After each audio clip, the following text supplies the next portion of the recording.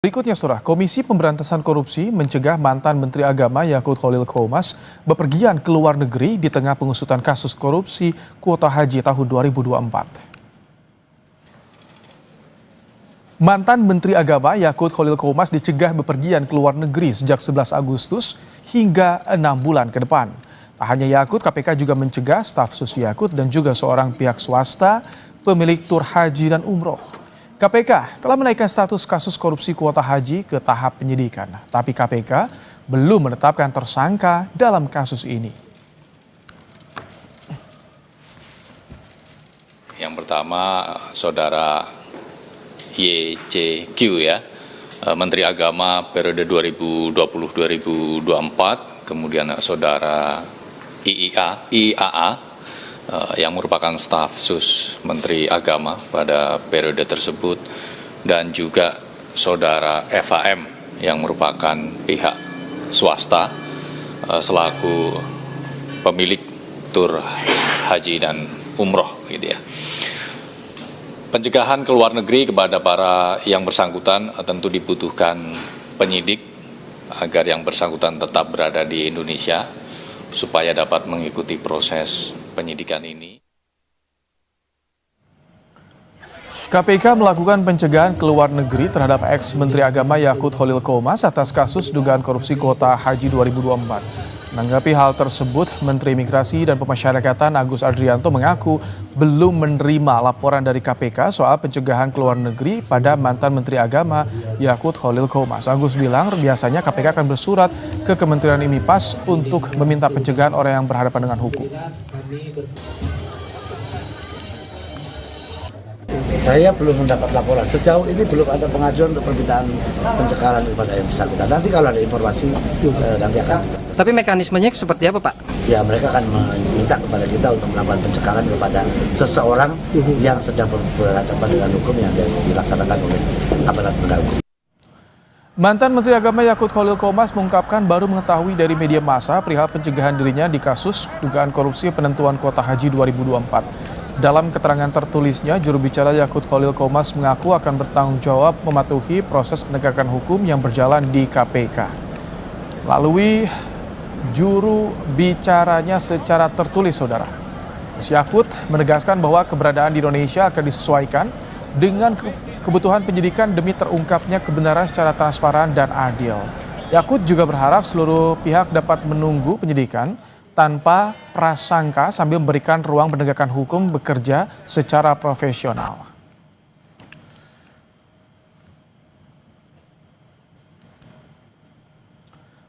KPK telah mengungkap dugaan korupsi kuota haji diduga merugikan negara lebih dari 1 triliun rupiah.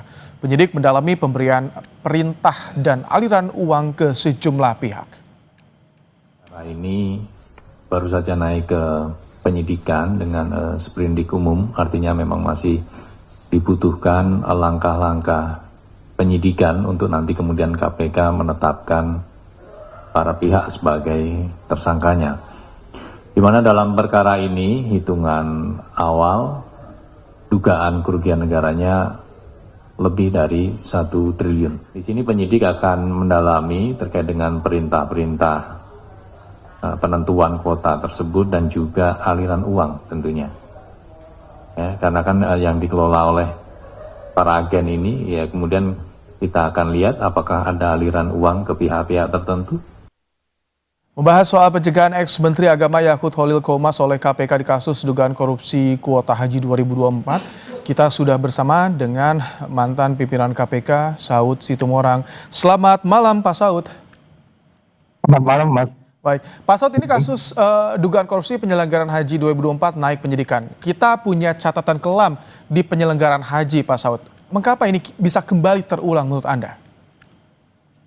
Ya, memang kalau lihat dari bagaimana undang-undang kita juga sudah 3 kali dirubah ya tentang tata kelola ini, menunjukkan memang sejak tahun 2000 sampai kemudian terakhir sejumlah riset yang dilakukan KPK mulai dari tahun 2000, terus kemudian undang-undangnya berubah, dilakukan riset juga, kemudian saya waktu di dalam juga dilakukan riset lagi, terus juga itu juga dilakukan juga sejumlah riset, itu kan banyak sekali titik-titik lemah yang memungkinkan adanya perilaku transaksional dan tata kelola dalam pengertian efisiensi, efektivitas, konflik of interest dan lain-lain itu muncul ya. Jadi kalau kita lihat bagaimana dua case yang menteri sebelumnya juga itu kan terkait dengan tata kelola dalam kaitan juga apakah itu dana yang dikumpulkan untuk kemudian pemberangkatan ataupun katakanlah persiapan-persiapan mulai dari tanah air sampai kemudian di tanah suci.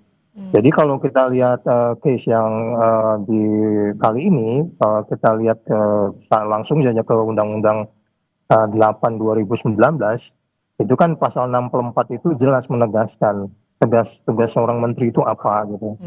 Nah, dugaan saya memang terkait dengan yang disebut sebagai kuota yang seharusnya 69, 68, 62 dan 8% itu kemudian diubah menjadi 50 kuota itu menunjukkan itu tidak sesuai dengan pasal 64 Undang-Undang 8 2019. Jadi yang bertanggung jawab sebenarnya ya tentu di dalam pasal 64 itu yaitu menteri. Gitu Mas Brian. Seperti tadi salah satu yang Anda sebutkan itu termasuk modusnya juga, sebenarnya ada dana operasional menteri juga yang dimodus ini. Beberapa celah banyak yang rentan di praktik korupsi di sana. Ini memang susah ditutup celah-celah itu.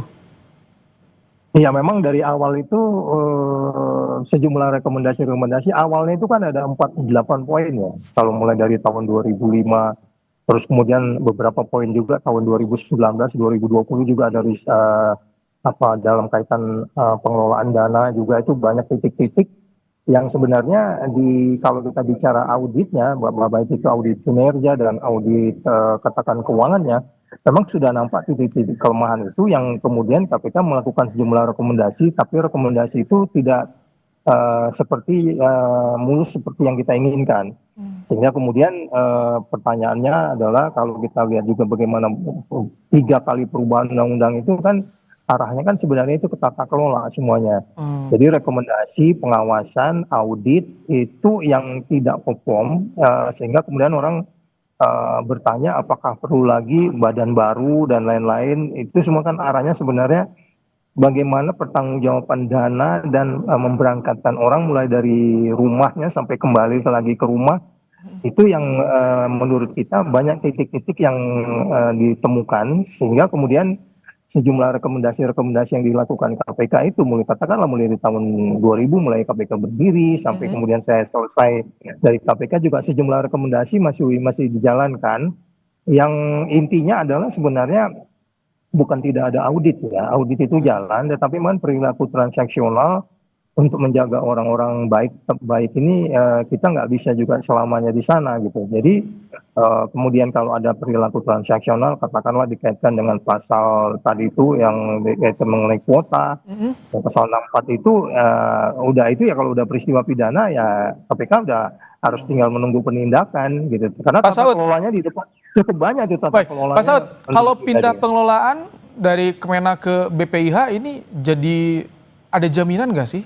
Pengawasan bisa lebih transparansi juga pengelolaan dananya. Yang jadi masalah kan main course-nya tetap sama. Main course-nya itu adalah terkait dengan kuota, terkait juga dengan mulai dari detail-detail katakanlah catering, transportasi, terus kemudian menjaga kuota itu untuk kemudian tetap pada seperti mana di dalam undang-undang. Nah itu kan menjadi sulit kalaupun ada badan-badan baru kalau perilaku transaksionalnya akan jalan ya tinggal menunggu penindakan gitu. Apalagi kalau umpamanya nanti ada selain kerugian negara ada kickback ya. Kita belum tahu apakah nanti selain kerugian negara karena dikaitkan dengan kuota yang kemarin disebut-sebut angka 1 triliun itu saya nggak ngerti hitungan kerugian negaranya seperti apa, tapi itu bisa dibayangkan kerugian itu adalah ketika kuota itu diubah, kemudian itu tidak menjadi pemasukan negara. Jadi artinya gini, konflik of interest-nya yang tinggi di dalam pengelolaan haji ini, itu yang mungkin agak sulit kalau tidak kita masuk, bukan tidak ada SOP, ada kemudian ketentuan bahwa menu itu harus sekian kalori, tapi itu juga kan dibantah juga kan, artinya dilanggar juga. Jadi standar-standar yang sudah dibuat itu pun ada dilakukan katakanlah adjustment atau pelanggaran-pelanggaran sehingga kemudian terjadilah peristiwa sampai ini kan mitigasinya bagaimana sih Pak Saud? agar tidak mengadakan penindakan melulu, mitigasinya bagaimana? Mungkin tidak ditutup sampai tidak terjadi.